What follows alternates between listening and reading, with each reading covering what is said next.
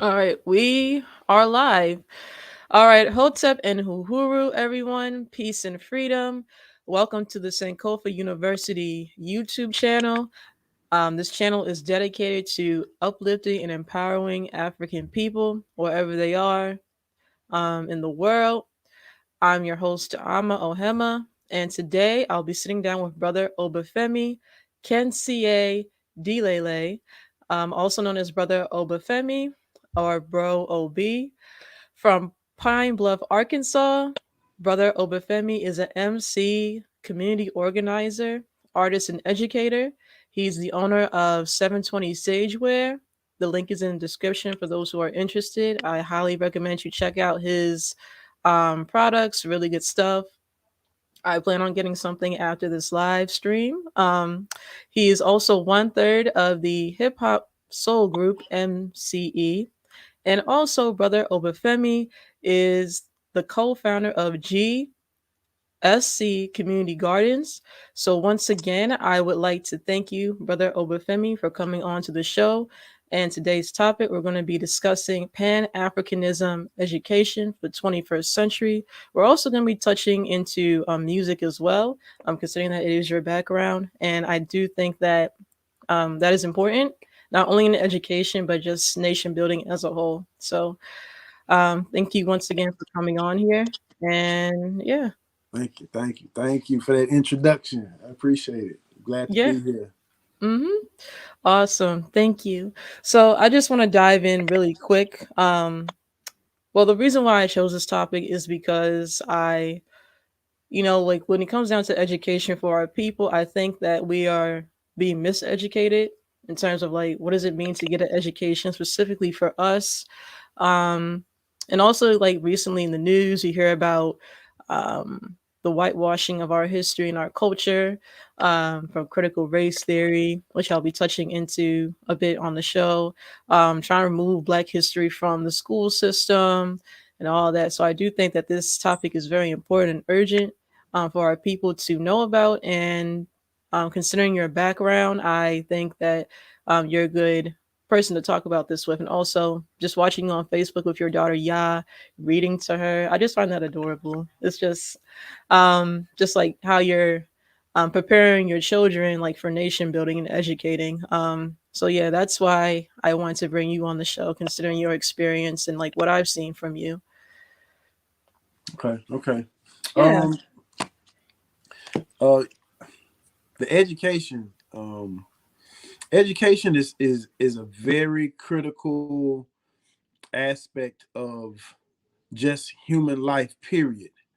And education, to me, is supposed to help you understand who you are, where you are, and what you're supposed to be doing at this point in time. Um, in our ancient civilizations of Kemet, they're talking about education was the process that helped you become more like the divine. You know what I'm saying? So uh, for our public education, well, as public education exists today, we know that this is like the direct opposite of what education is supposed to be. I had experience of working in the public schools for 6 years, and just based on my own personal educational experience in public school and then going into it, I was like, yo, this not even school. As you know, this more like warehousing children, until the parents get off work. So just the thought process behind what education is for, I think that has to change amongst our people. You know, the script that I was given and my generation was given was go to school, get an education so you can get a good job. That's the script that we're supposed to follow. And that ain't necessarily the case. That's not how it works. So we really have to look at education as a tool to help solve the problems that we face in our community, in our families, and for ourselves.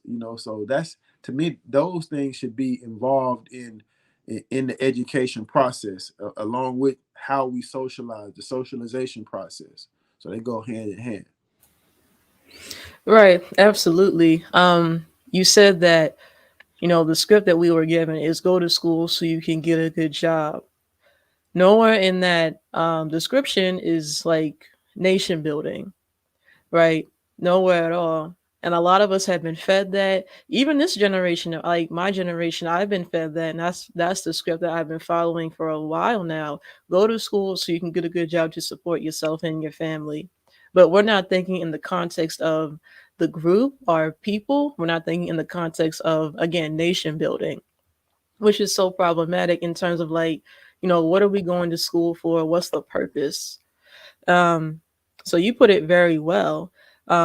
Culture is supposed to teach you things. Education is supposed to teach you things that will help you uplift your people and contribute to the betterment of the community. So, with that being said, I think you already answered this question, but what role does culture and identity play in education? Mm, that's a great question. But before I answer that question, let me say this. When you talk about nation building, I think that concept within itself is foreign to so many of our people. So when we are discussing nation building, I don't really think the average black person has a concept of what nation building is, and that we should be engaged in the process. But I heard a brother, shout out to my brother Akil Parker out of Philadelphia. I heard him say, we live in the United States, and the United States is still a developing nation, even though it's supposed to be one of the top, the best nation in the world, as they say. But streets are still being built, roads are still being laid down. Like, there are things that still being put in place in this country, even though it's been established since 1776. It's still a fairly new nation.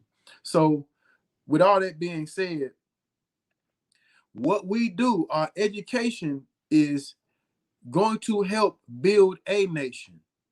Now, what nation do you want to help build? You're either going to help build up the United States, or we're going to help build up our own nation.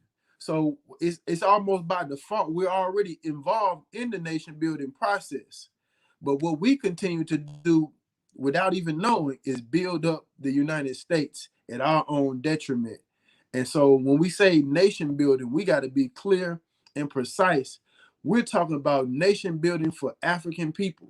We're talking about building a nation for African people. Wherever we may exist on the planet, we have to nation build. So um now to get to the point you said about culture, um the role that culture plays in education and just in general in our lives, it's like our roadmap, and it's like our textbook to be who we are.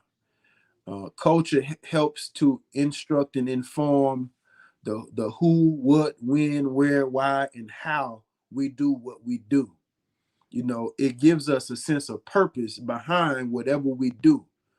So, people say, well, dance is a part of culture, but every culture dances.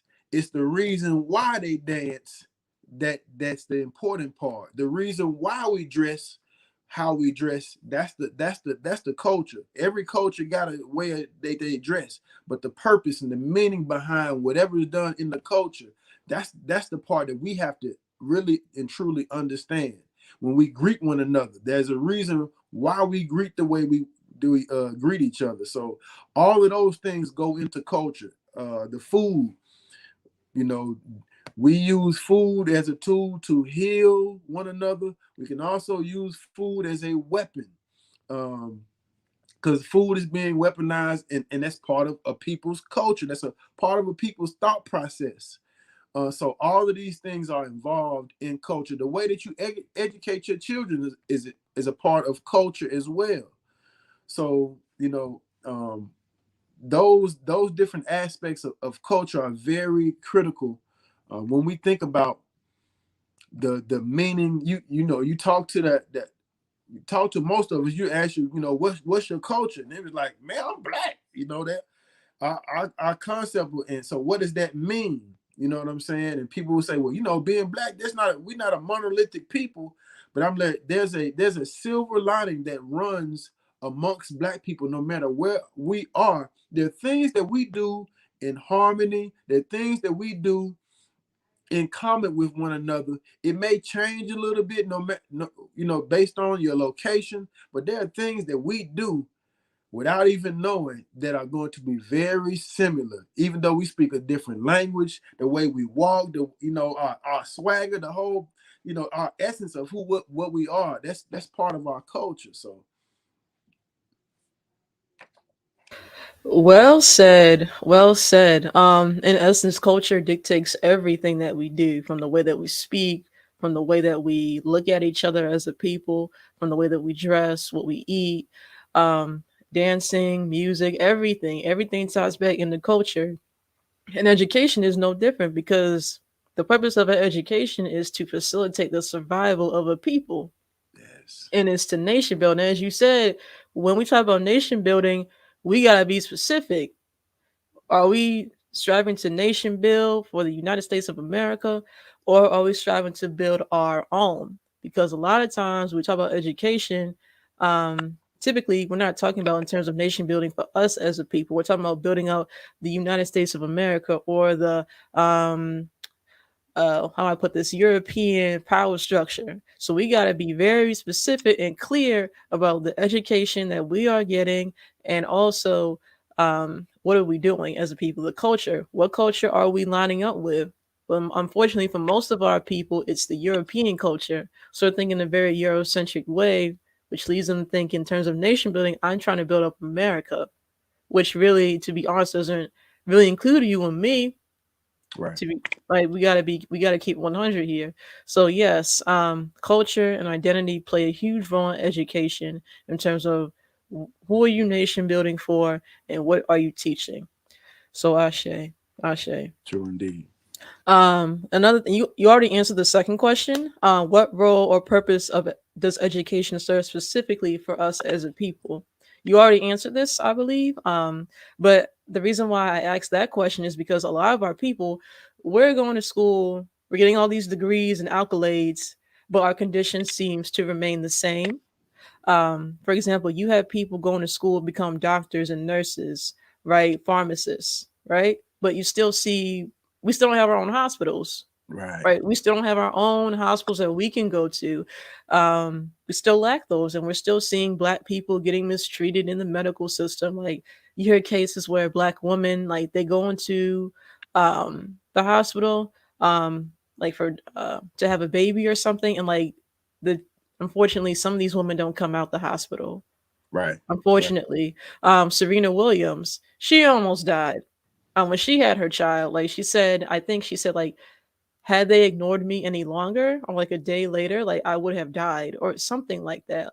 So we're seeing this racism within the medical field, right? Another example, we're seeing Black people going to school to become lawyers and judges, yet we still see our people getting murdered by police officers.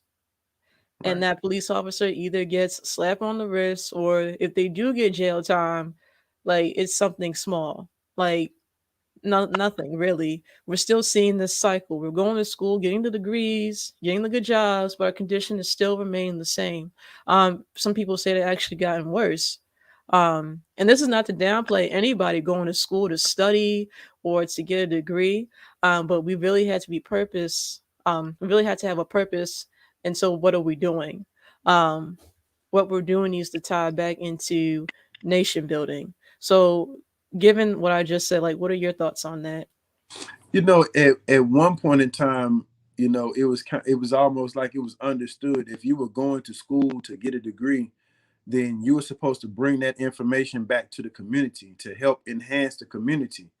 And now it's more so like, get an education so you can lead a community, get as far away as possible from your people, from your community, from the neighborhood that you grew up in. Like, and I understand, like, things can be maybe like if you feel your life is at risk or something like that, I can get it to a certain degree, but to not water the tree that helped you sprout, to help you grow, like you are a product of where you come from.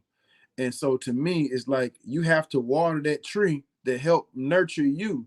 No matter how rough it is, or rough it you say it was, like your education can help enhance it.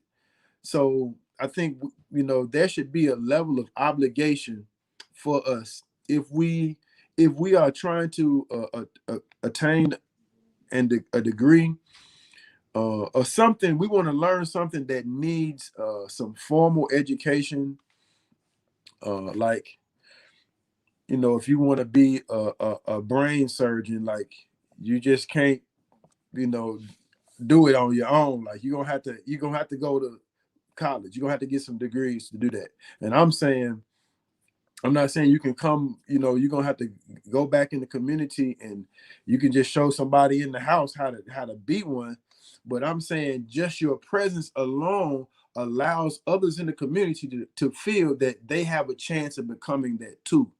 You used to be able to see the doctors, the teachers, the lawyers, everybody was in the community. So we shared that common sense of identity, no matter what so-called class you were in per se. We were all dealing with the same issues. So, but when the people leave the community, now it's like the ones who's left back, it's your fault that you still in the hood. It's your personal flaws. Like it's your fault that you ain't got pull yourself up by your bootstraps. So I think we should have an obligation to use our education, like the African proverb says, each one teach one. We have to do that. Each one teach two or three or four. So we should have that obligation. We should feel obligated to do that. Ashe, Ashe, thank you.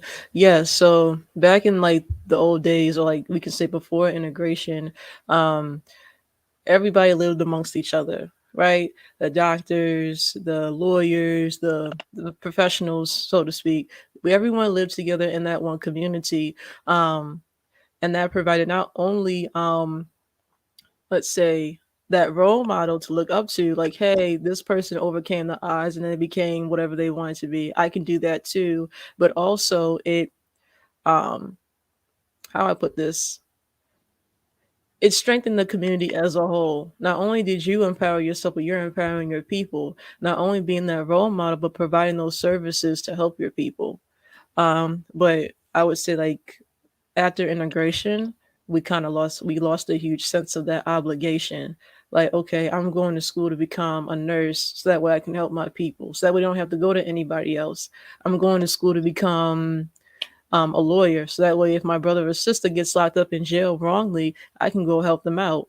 But it feels as if, like, with that, when integration came along, we lost that sense of unity and we lost that sense of sticking together, or that purpose that we had in our community. Which brings me to my next question: how did the integration of American schools impact the education of African children?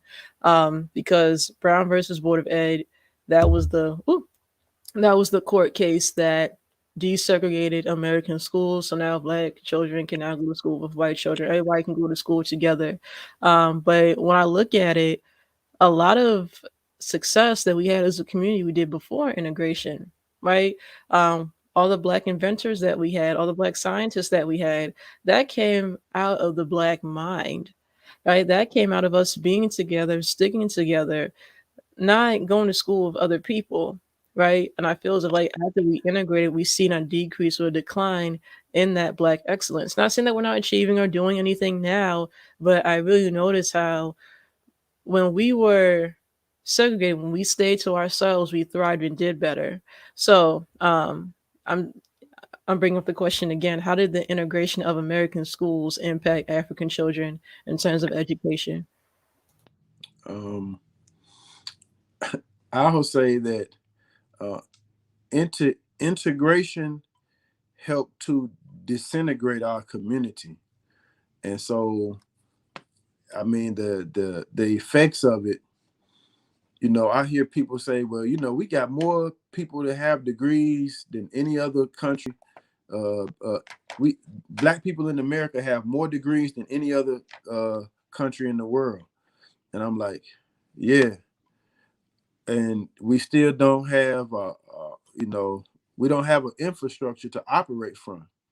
You know what I'm saying? Like all of this education that we're getting, and we still ain't able to solve the problems in our own community. So one of the things that integration did that was an adverse effect was, for one, our children lost a sense of teachers who truly cared about them. You know, like if I got to get the military to force my way into a school, how much the teacher really can care about me? As a, you know what I'm saying? Like it just don't make practical.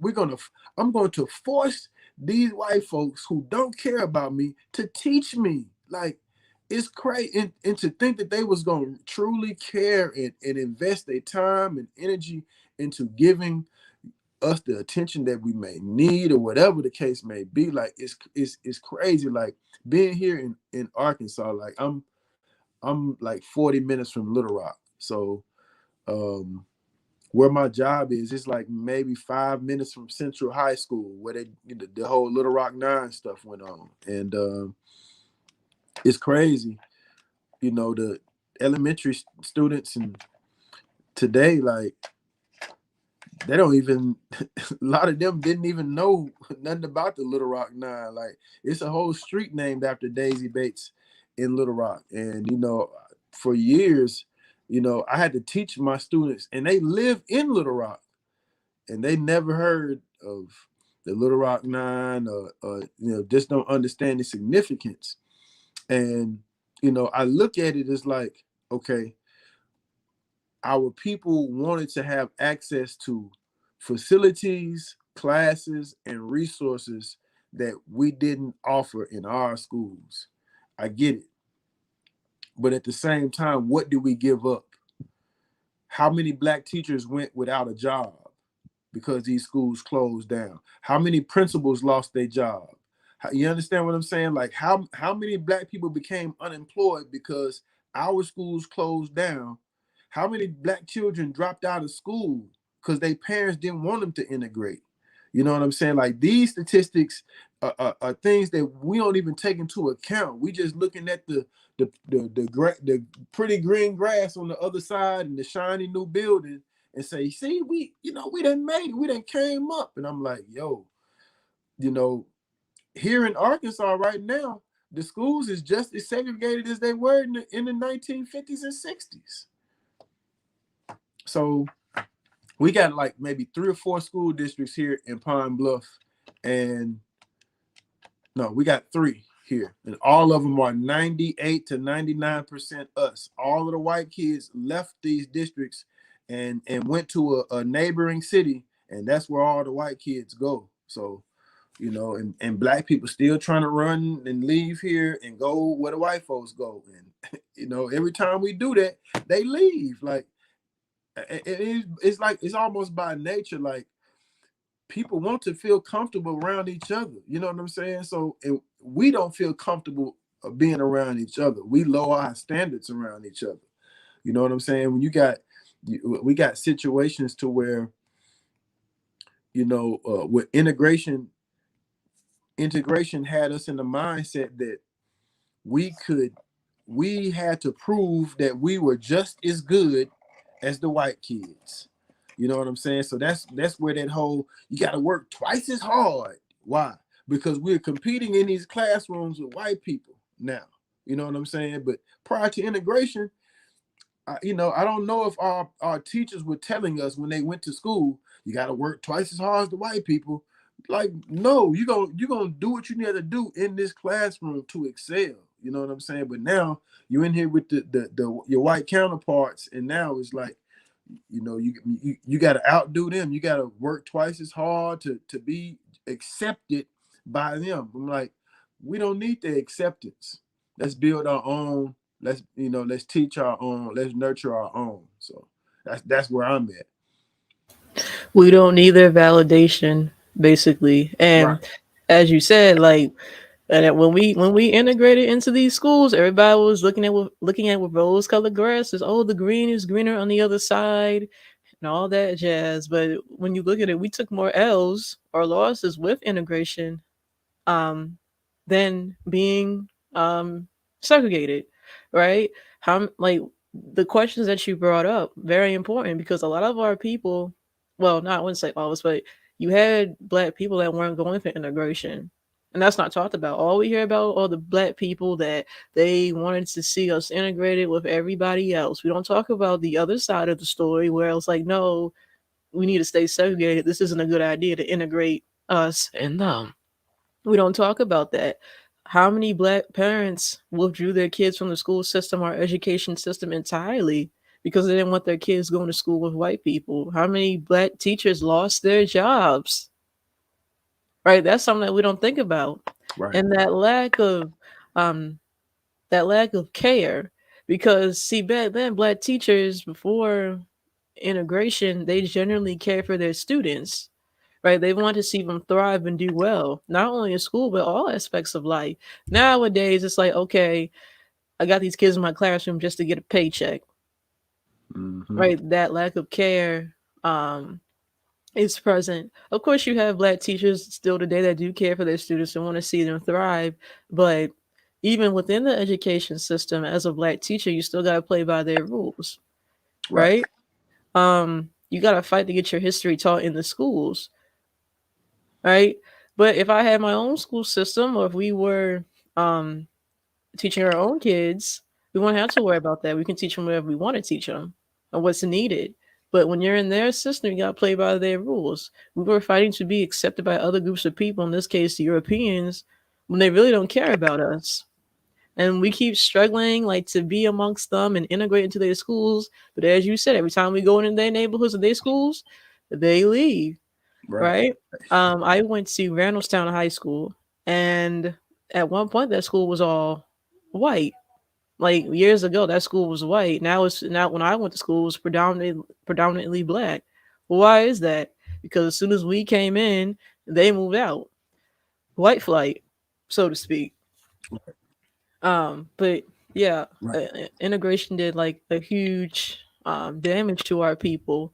Not only they're being taught by teachers that don't look like them, they're taught by teachers that really don't care about them, and that's detrimental. Um, but during the pandemic, we did see an increase in black children being educated at home, homeschooling.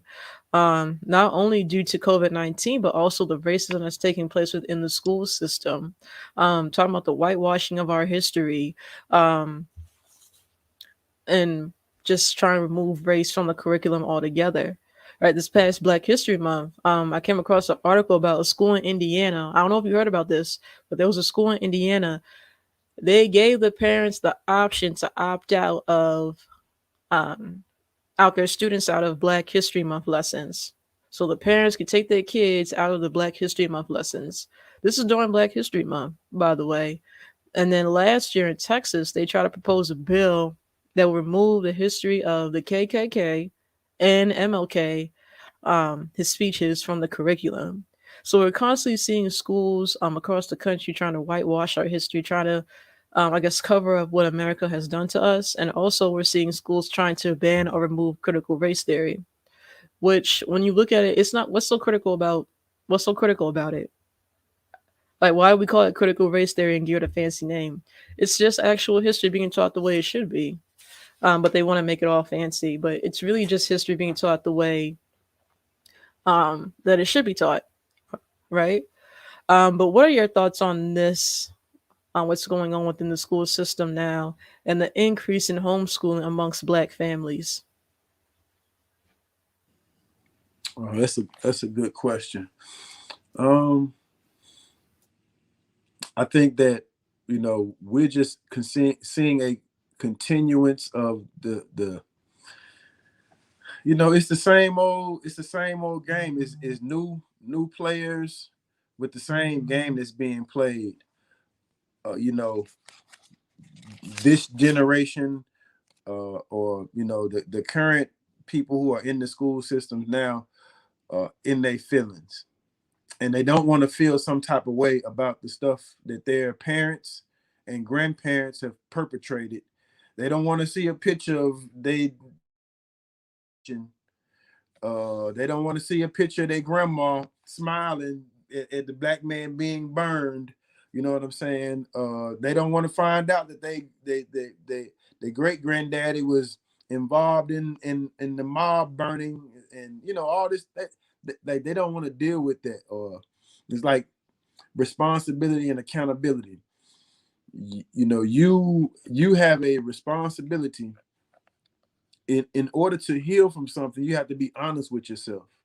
And so they don't want to be honest with themselves about it. So they're not trying to get past it. They just say, let's be quiet about it, and hopefully it'll just go away. You know what I'm saying? So and we know that's not gonna happen. It's kind of like you throwing trash in your house, and just because you say, well, I'm gonna just ignore that trash is there, the trash ain't gonna go anywhere. It's just gonna continue to pile up because you're still going to produce. It's not like what they've been doing has stopped, so it's going to continue to pile up.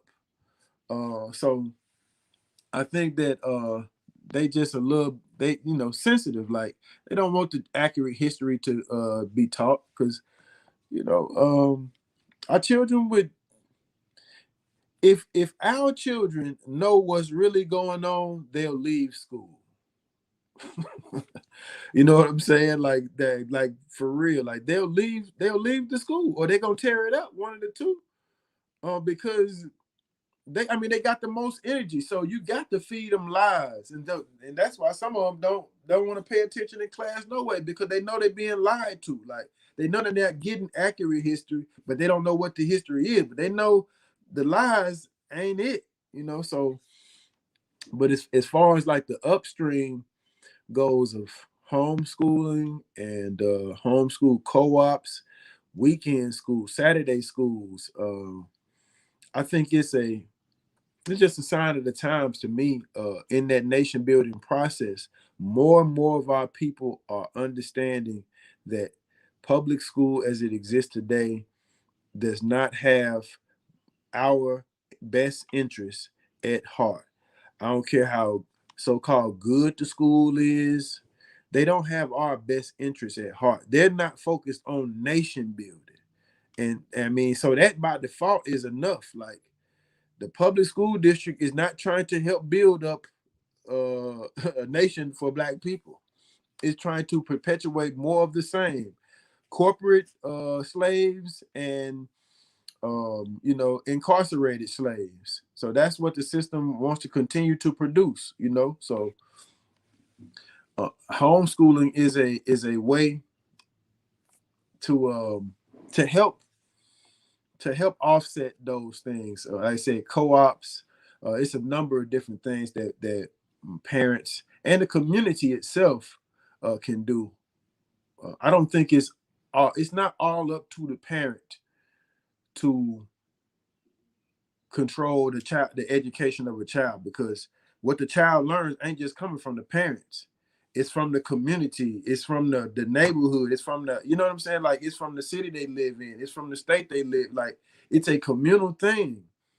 And so the more outlets that they have that are aligned with the focus and the mission of Pan-African nationhood and nation building, the more we can connect these cells across the nation, within your city, within your state, and across the nation, we can create, we have to have a system in place. And so with all the schools that we have right now, like we still don't have a school system. We have to systematize and institutionalize what we're doing. So no matter if I'm in Maryland or in Arkansas or in Florida or in California or New York, we're getting some of the same stuff that's necessary in our education process. This is what the public school have done. They've concretized certain information. So no matter where you go, you're going to get it. And so we have to do that same thing. We have to develop a system, a systematic approach when it comes to education and socializing our people, our children, our families. So that's kind of where we are.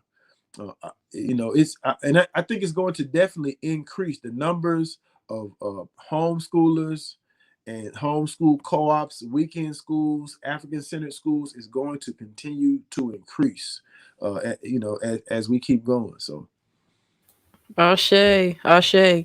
Yes. So the increase of homeschooling and Afrocentric schools is a good thing because now our children now have an option to learn their true history and culture.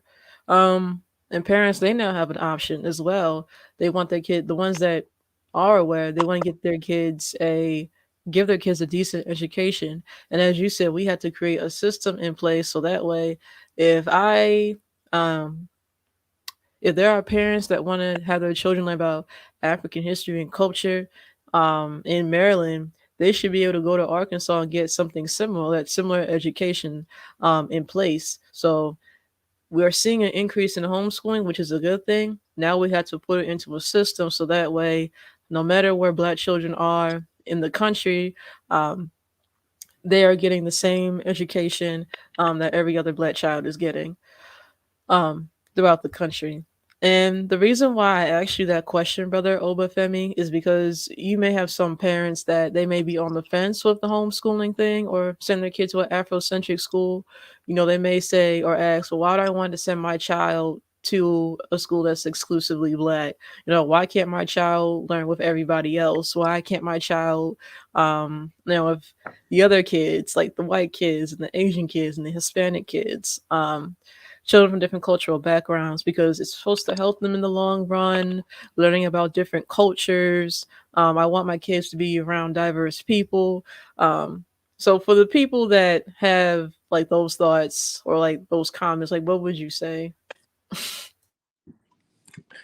yeah, this is a common question that I've heard and dealt with. Um,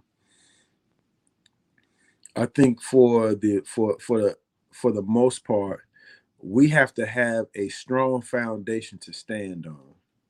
Um, for white people, their foundation of who they are is shown throughout the society that we live in.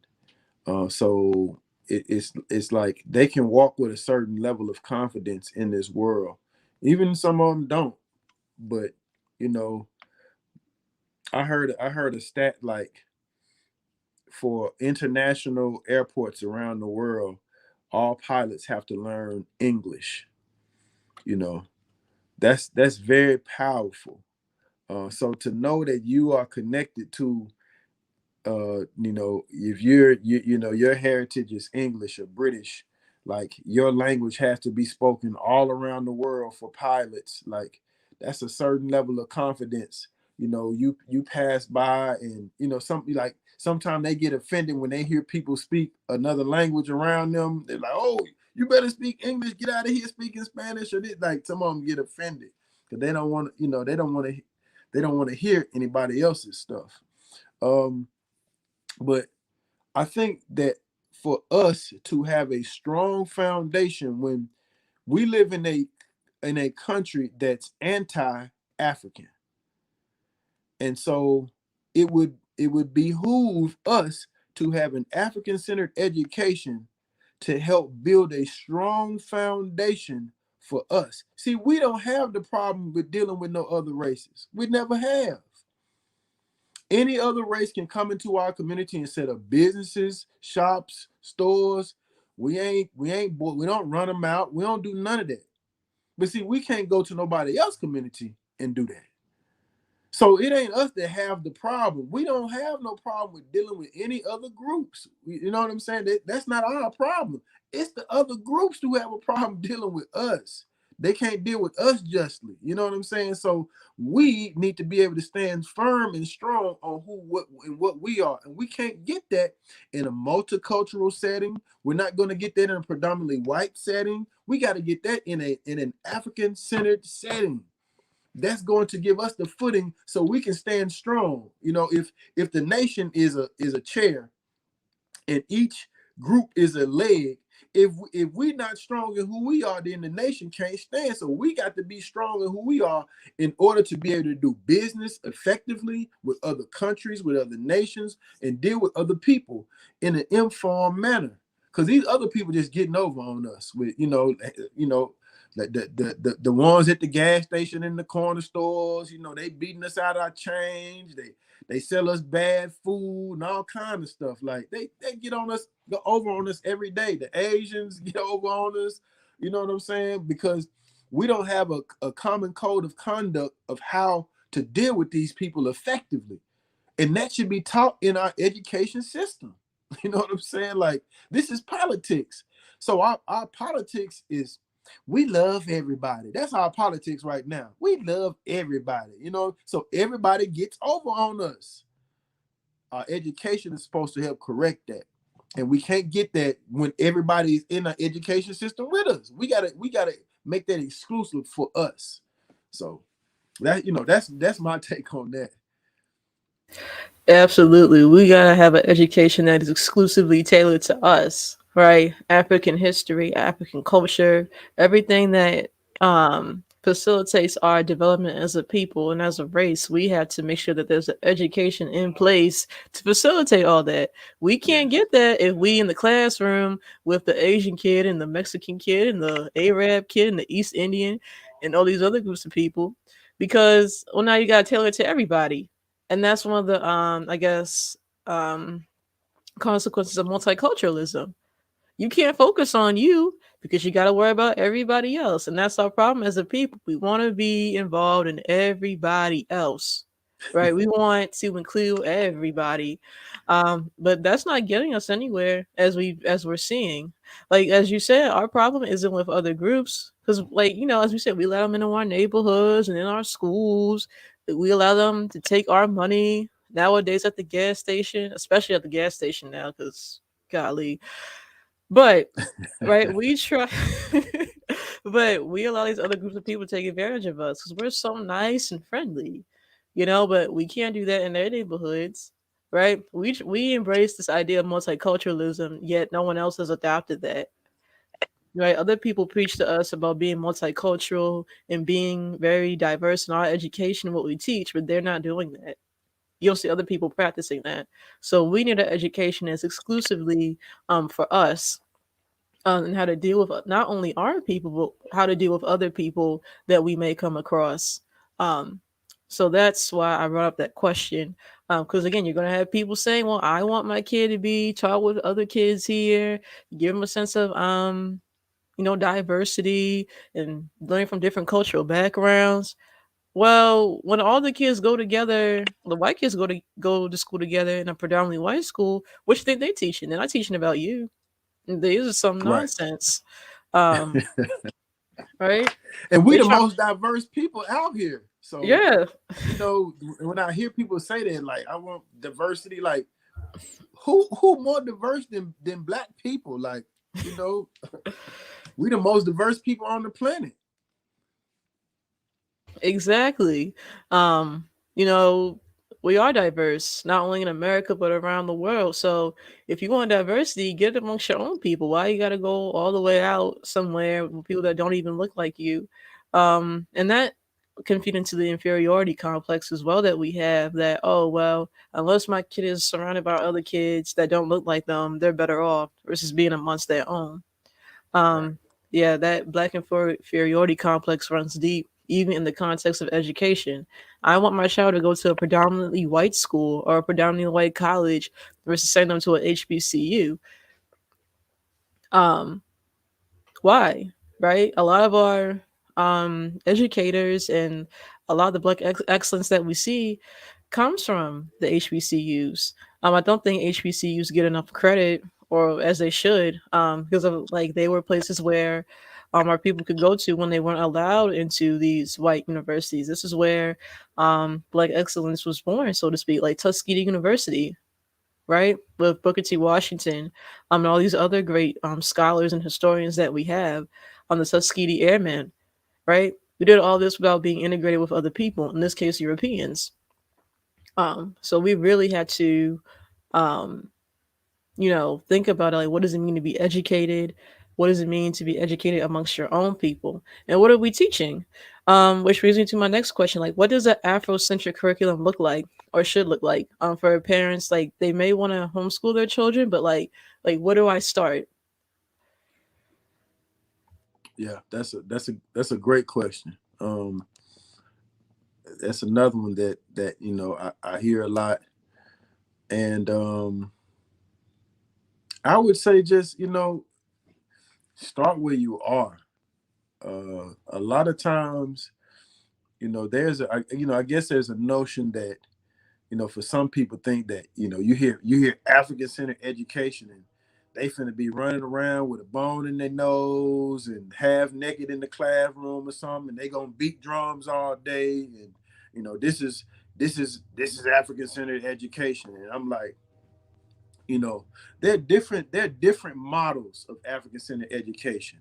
I've been just just doing my own homework and studying about what African centered education is, and there are different working models.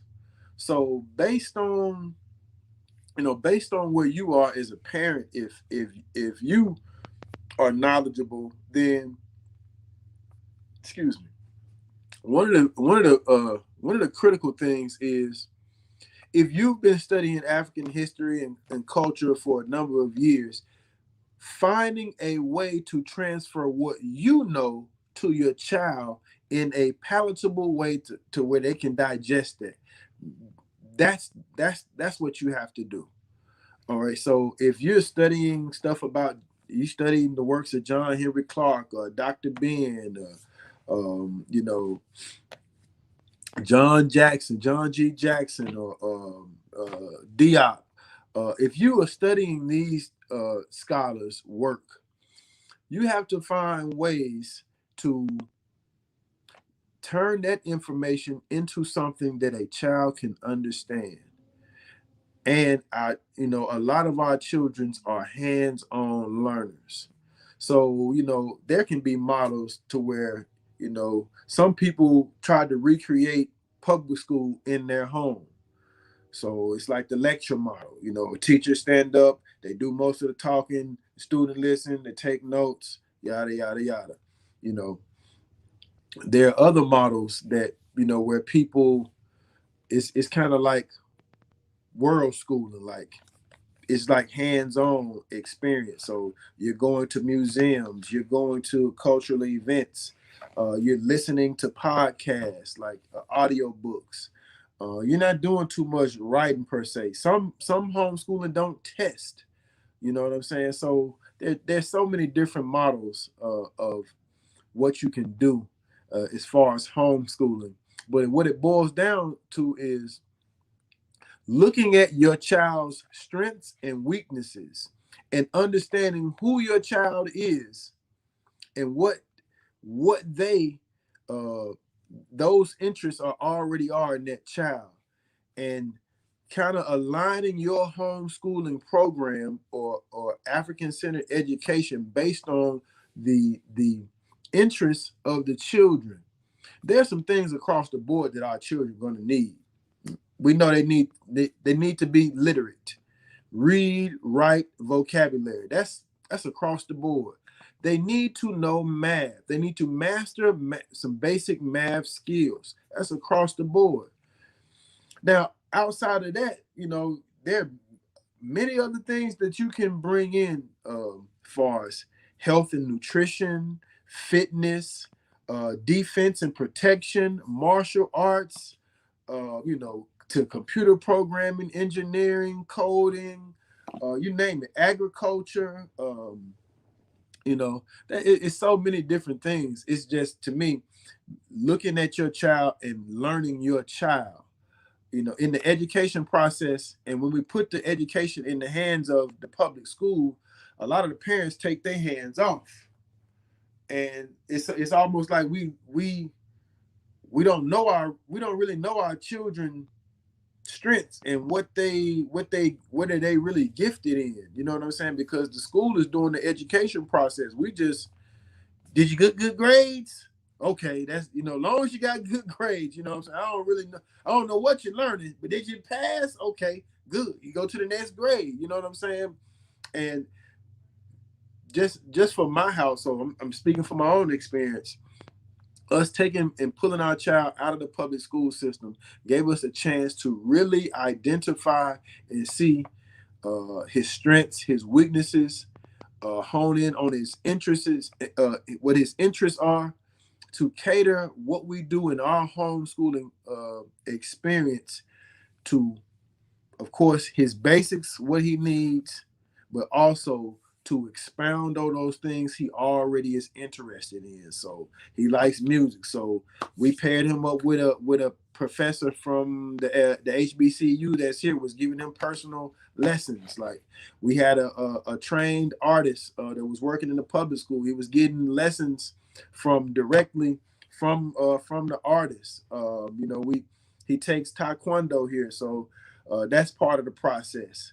So museums, field trips, like just incorporating cultural events, um, and our house is like a library. So just trying to immerse your child in the culture, like your home is the school, and your life is a part of that education process. So how you live your life, your character, is part of that education process in teaching your child. So you just can't read them some information and then you live a different way and call it African-centered education. No, you got to live the stuff that you trying to teach your child.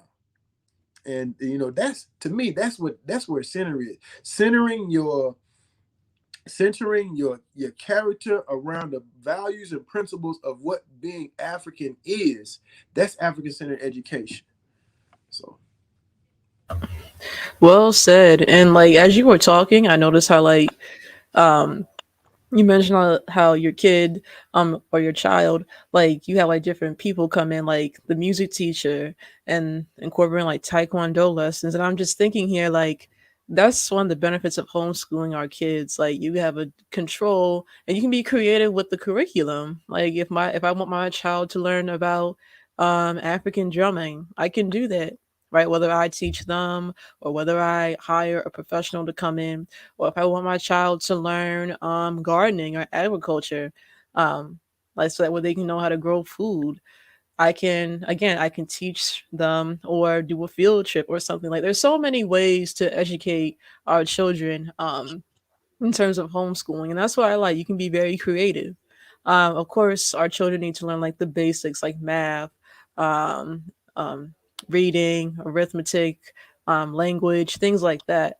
But it's very like I think it's very creative and amazing what you can do when you take control over what your child learns. So again, that's like one of the benefits of homeschooling or sending your child to an Afrocentric school, because now you know that like you know they're getting an education that's tailored to them.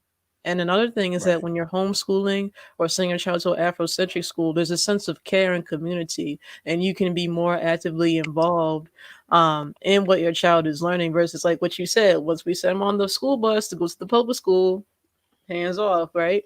There's really no interaction between what the child is learning and what the parent is doing, or the parents, I guess, interaction with their kid, with their child, once they come home from school. So, with that being said, thank you so much for this powerful discussion. Aside from education, I wanted to discuss music because earlier during the show, I mentioned that you were part of the music group MCE. So could you tell us more about that and how did you get into music? Um, like, how did you become, like, I guess, a part of that process? okay, yeah. So um, African people are music itself. Like, we we are the definition of music.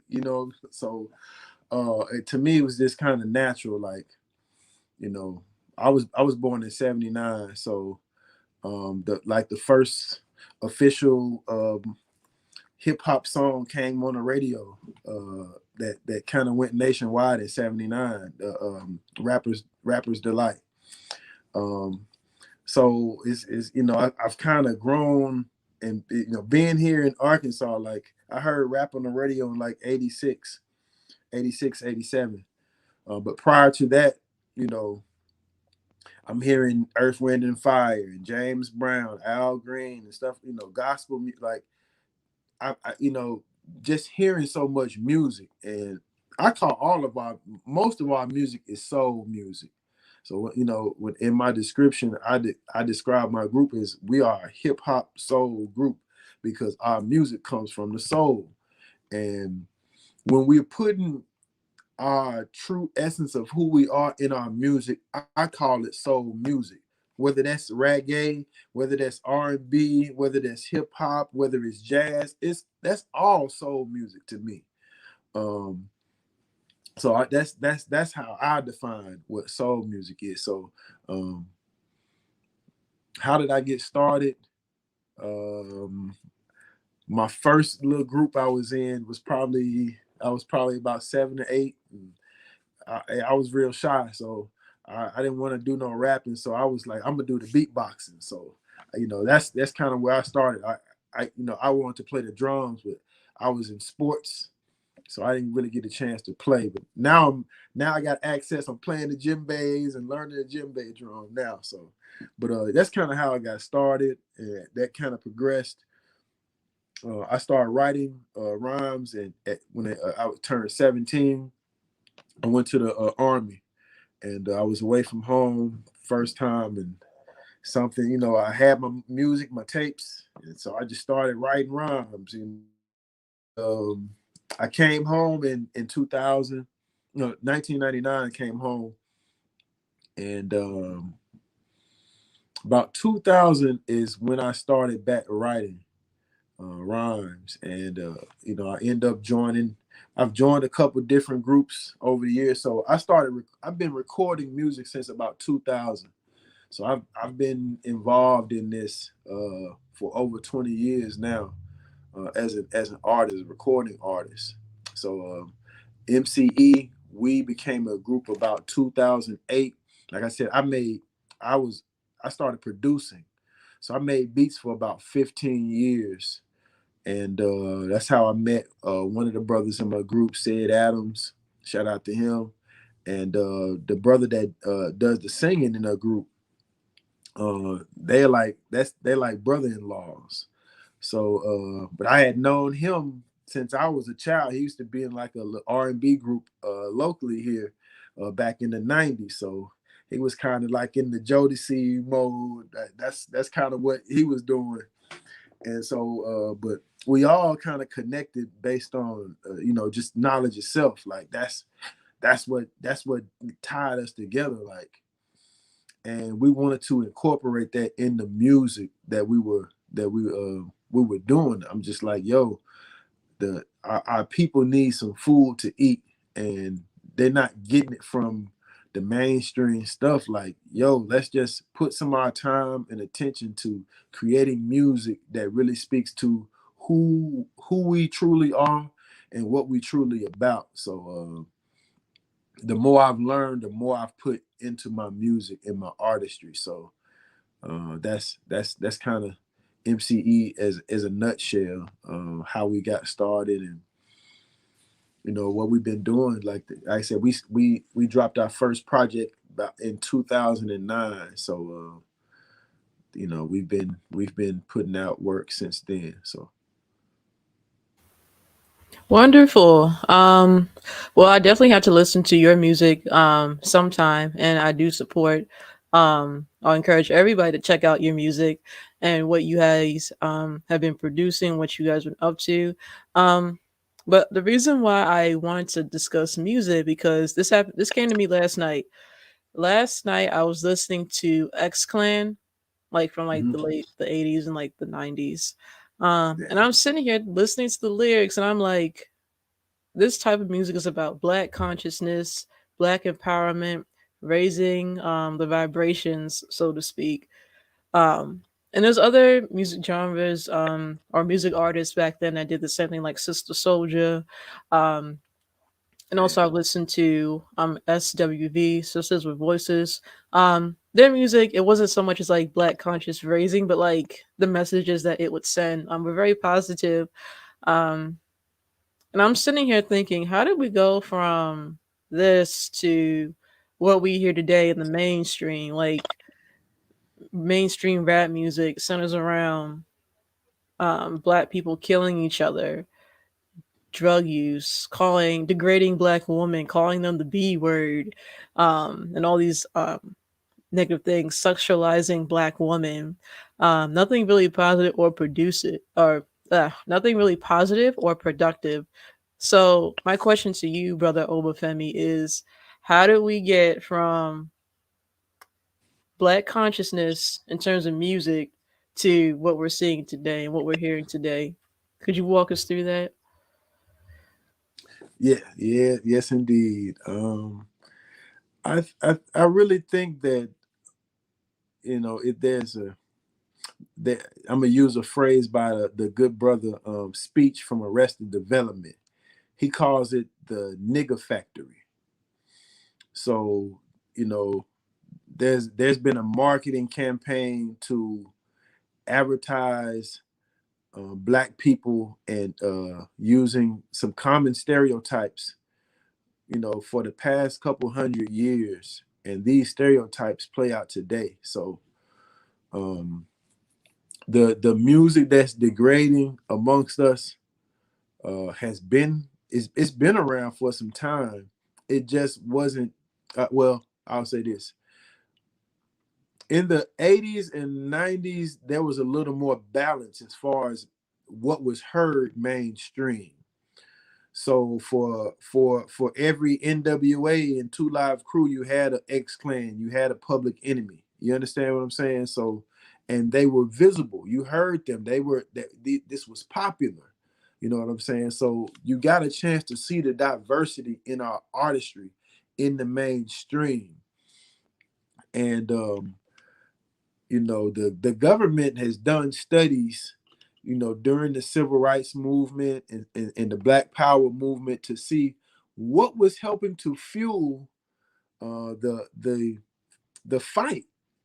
And they found out that music had a role in fueling the continuance of Black people wanting to resist and wanting to fight back. So I think that the government, through different media outlets and media industries, has a concerted effort to minimize, like J. Edgar Hoover said, the rise of the Black Messiah, through music, popular culture, through film. You know what I'm saying? Those avenues, movies. So they're only going to allow certain stuff to be popular, um, to for maximum impact. So you can't, you can't have um, X Clan on the radio pumping. They playing X Clan songs 4 or 5 times a day. Like, you hear some of this stuff, you like, wow, this song ain't even good. But man, I heard this song like 6 times today. Like, they keep playing it. You know the lyrics. Is like, oh man, like, I don't even like it, but I know this song. Like, I had to, in 2005, I stopped listening to the radio.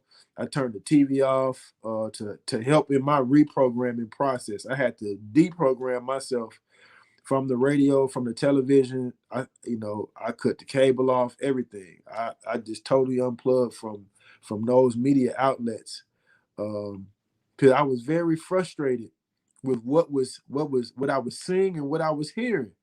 And I was just like, yo, I got serious in the books. Like, that was my media. That became my media. So going to the black bookstore, that became my media.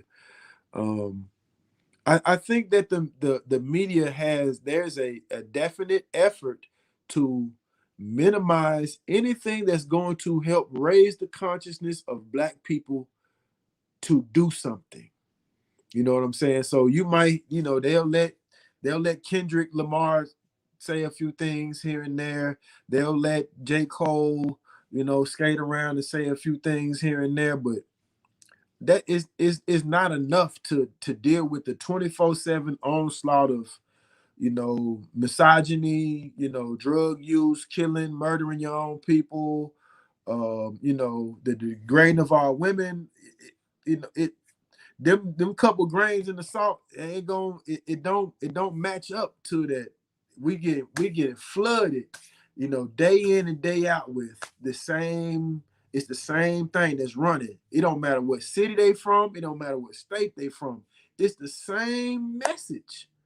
You know what I'm saying? Like a rapper from Cali, they can be from Washington State, they can be from South Dakota, they can be from Maine, they can be from Baltimore, they can be from Florida. And I guarantee you, I'm gonna let you hear my tape. And they saying the same stuff. They wearing the same clothes. Like it's the same message. And that ain't by accident. Cause the industry is going to pay these cats to do it. So the more ignorant you can be, the more death and destruction that you can, the rap beefs and all of that, like the street, the more and more you can talk about that and be convincing, here, we'll put that money in your pocket. And now the people are going to think that you're good because you're getting money to do what they want you to do. You know what I'm saying? So I think that's how it's went. I don't think that the positive music has went anywhere. It's just they removed it from mainstream media. You know what I'm saying? So there's artists who've been making this music, the whole time. They just removed it from the mainstream, and that's the problem. When we tuning in to hear something, we turn on the radio, it's automatically the wrong frequency because they control that. They control the radio airwaves. So they're not going to allow anything that's going to empower Black people, especially on no nation building. No, they're not. No, they can't risk that. Yeah, they can't risk that. So they wanted us to party and drink and smoke our lives away, in in despair. We so that's kind of it's a very, I can go all day about this. It's a very touchy topic. I got three teenage children, and they share some of their music with me, and so we talk about these things quite often. And I can't, I would say I knock it because some of the music that I grew up with, a lot of the music that I grew up with was just as rough, if not just as bad. The thing is, again, we had the balance on the other side. Like so I listened to all of it. I just didn't know about um the gangster rap and this. I listened to the positive rap too. I listened to Diggable Planets. I listened, you know what I'm saying? Like the Jungle Brothers. I heard all of this stuff. You know what I'm saying? So I was exposed to all of that. So I had it in my subconscious mind. When you never hear any of it, and all of you know is shoot them up, bang bang, let's kill each other, let's sell some drugs, let's treat the women bad. That's all you know. So when you hear something positive, it's like, oh man, get that out of here, man. I don't want to hear that. Like that hurt my ears, man. If they ain't talking about nothing gangster, I don't want to hear it. That's how some of our people are today. You know what I'm saying? So they so used to death, you can't sell them life no more. And that's a sad equation. Facts. Like as you mentioned before, it's not that the positive music went anywhere. It's still being produced, but these corporations and these companies, they're not paying them, and they're not going to. Anything that's positive or uplifting, anything that's associated with being pro-black or being African, they're not gonna put it on the radios or the TVs. They're gonna promote the junk. They're gonna promote let's bang bang, kill, sell dope and drugs. Let's treat our women like trash. That's what they're going to produce. And our enemies know this because we're a musical people, right? Historically speaking, we're a musical people. Um, The thing is, I recently got into djembe, and I'm learning how to play the djembe. Um, I still got a lot to learn. But one thing I noticed or learned is that like there's different tunes, like there's different rhythms that you learn, and that like and it's associated like different events.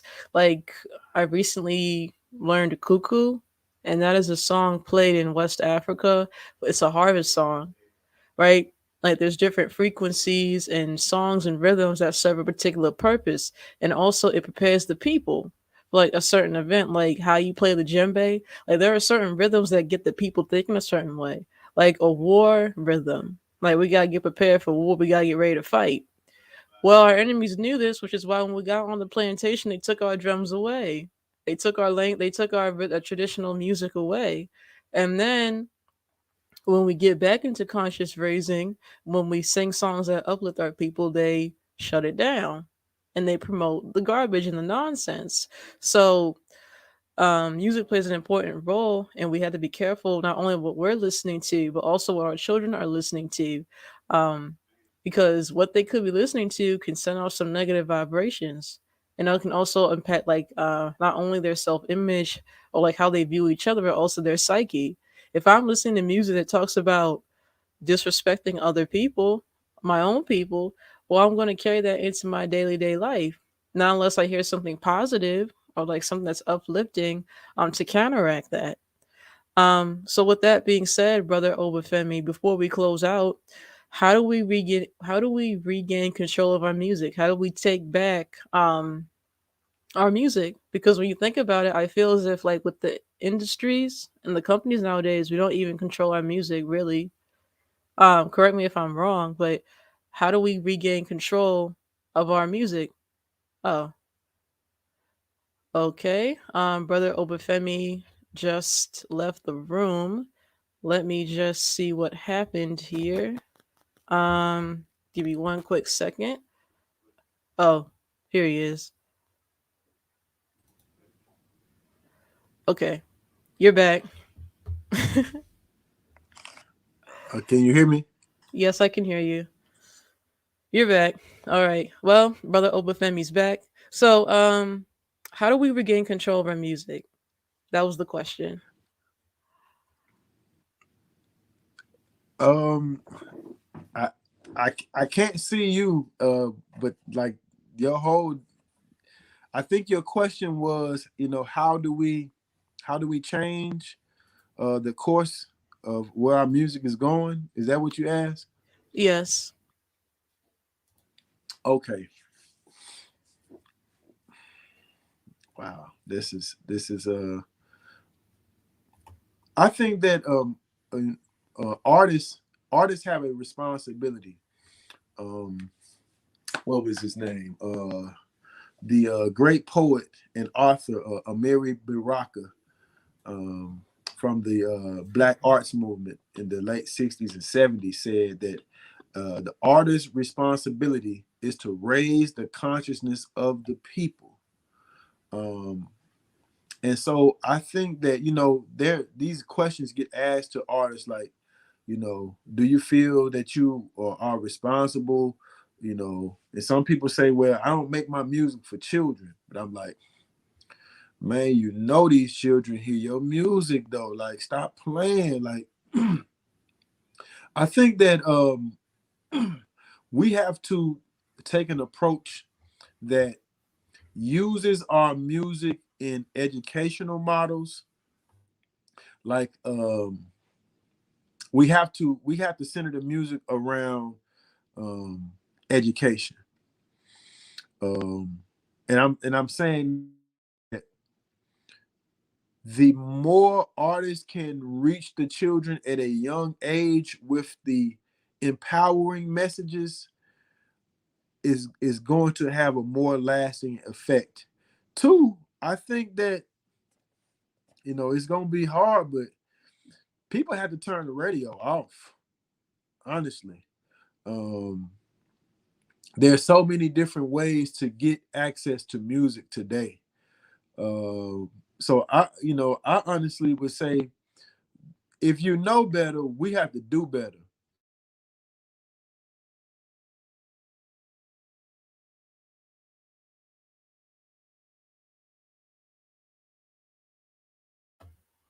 Okay, so I cannot see Brother Obafemi. Just give us one quick second. Okay. All right. Yeah, um, it You're back keep on. knocking me off. You're coming. You're back on though. We still gonna keep going. All right. I can hear you Okay. and see you. But yeah, please continue. We have to center our music around education and what we're teaching our kids. Yes, yes. I think the music has to be a major part of the education process. We learn through rhythm. We learn, you learn your ABCs. It was a song, A B C D. We learn through song. We learn through music. So I think tying the music to education is very critical in us changing it. Two, I think that we have to support artists that are making the type of music of where we're trying to go.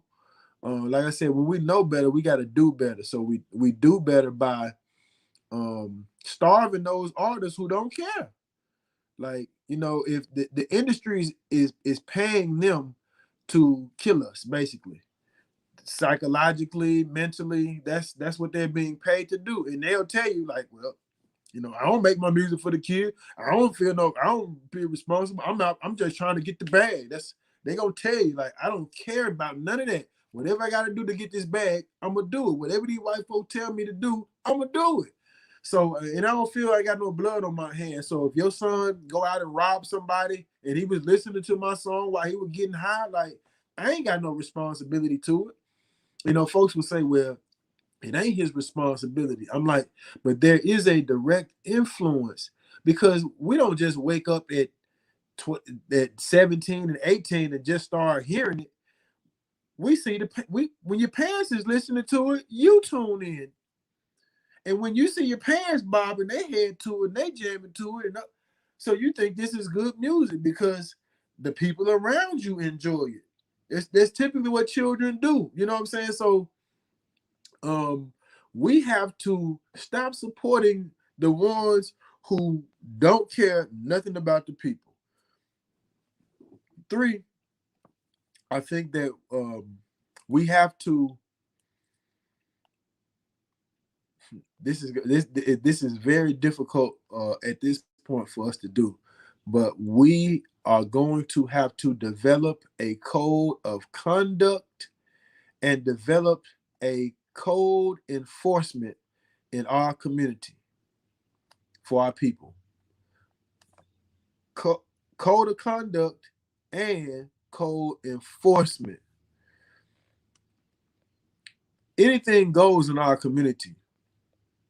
And, a lot of the conditions that exist help to go into the thought process that we'll take the money for what they paying us because we tired of living in poverty. We tired of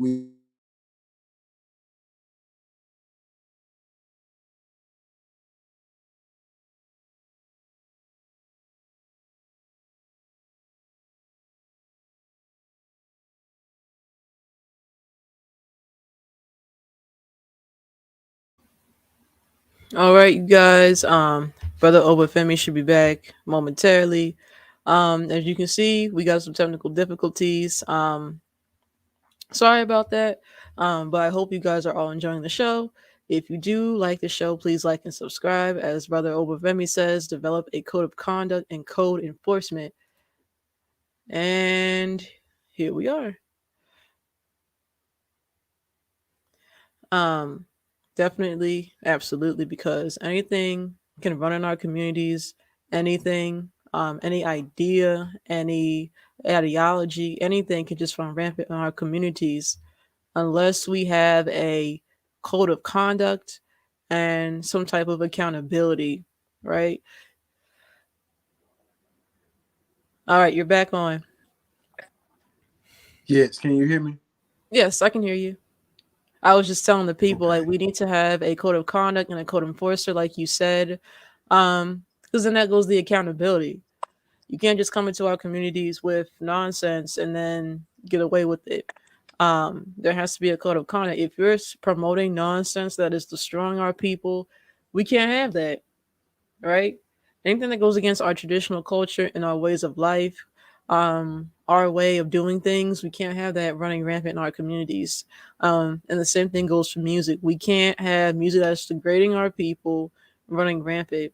And like you said, like if the parents are listening to music that is degrading and they enjoy it, the children are gonna think that that's okay to listen to. So it's not. So it goes like from the parents also to the children, in terms of accountability, like you said, that code of conduct.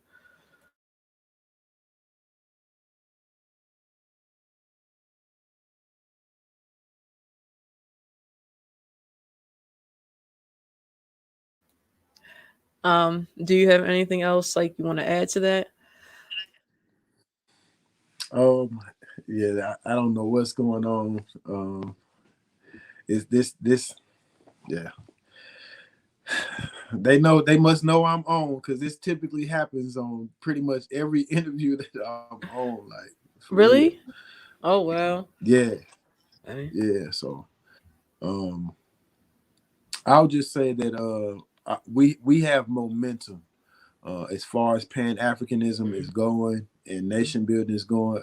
I see us making many strides in many different areas, and I just want to give a shout out to Baba Imhotep for spearheading and leading the challenge in developing the race first, the reawakening of the race first movement um, in the 21st century.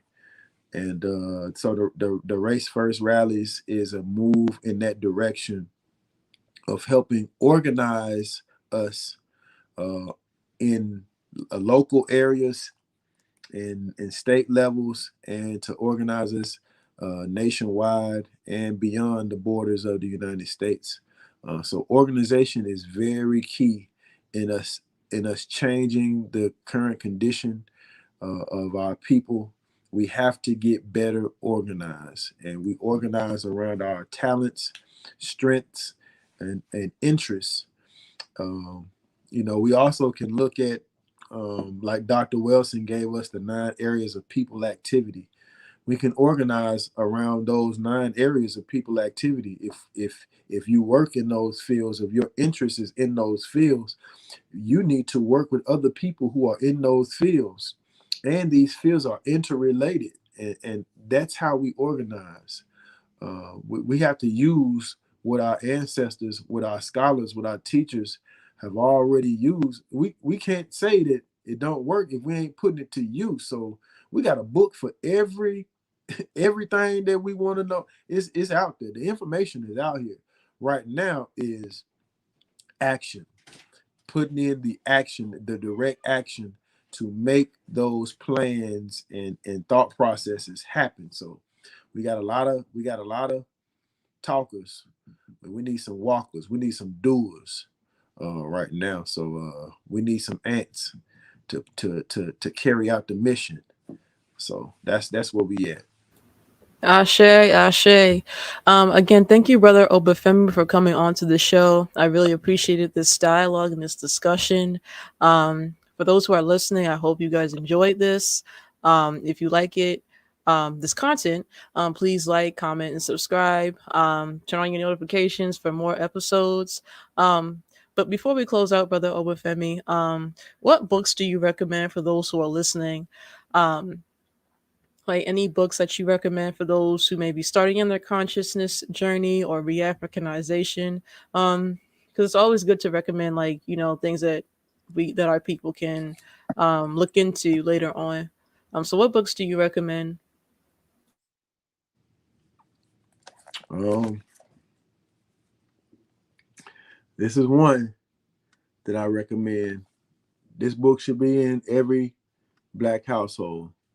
The Falsification of African Consciousness by Amos Wilson is a great book. Um, Now Valley Contributions to Civilization by Anthony Browder. Miseducation of the Negro is a great book. Um, Baba Imhotep's book, African Manhood in the 21st Century, is a great book for, I would say, men and women to read. Um, Knowledge of self starts with self. I would also recommend that anything that's health related, our people need to read and study. So, African Holistic Health by Dr. Layla Africa is a great book. That's kind of like my health Bible. Um, that's a great book to start with because it's not just a health book; it's a cultural book as it relates to health and how food has been used. Its history in the book as well. So that's a great book. The ISIS Papers by Dr. Wilson is another great book to start with, and those are a few. Stolen Legacy by George G. M. James is another great book to start with. So that's some of my recommendations.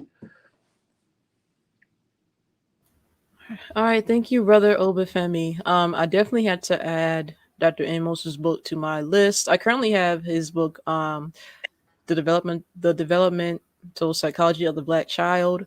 Um, that's another book that I recommend. Really good, and especially in the context of our children and homeschooling them. I guess what is it called? Awakening the Genius in Black Children. Yeah, Yeah, yeah, I that's got that another one too. book. Yeah. I have to get that book. But those are just some of the good recommendations that we offer. Again, thank you, Brother Obafemi, for coming out. Taking time out of your day to come onto the show. I really appreciated this discussion, and I really hope to see you again in the future. Um, this August, we're gonna have some Race First rallies coming on, taking place in different cities. Hold on. Okay, you're back on. All right. Thank you. You're back Thank you, on. Sister Alma. Thank you, thank you, thank you. I appreciate the time. I appreciate the conversation. Hopefully, you invite me back once again. Absolutely. I enjoyed it. Absolutely. Yes. Okay. We got some Race First rallies taking place, not only in Baltimore, but in Pine Bluff, Arkansas, and other places in the country. I'll post that information later, either on Instagram or on Twitter, most likely Instagram. But yeah, please come out and support. This is about nation building. This is about being race first. This is about the upliftment of our people. So if you're not doing anything, please come to the Race First rallies. There's going to be a lot of them taking place this coming summer. So yeah, if you're not in Baltimore, go to Pine Bluff. If you're not in Pine Bluff, go to Tallahassee, Florida. If you're not there, go to other places. I'm gonna post them later on. But yes, thank you, Brother Obafemi, for coming on to the show. Um, and Hotep and Uhuru. And I'm just waiting for Brother Obafemi to come back on really quick.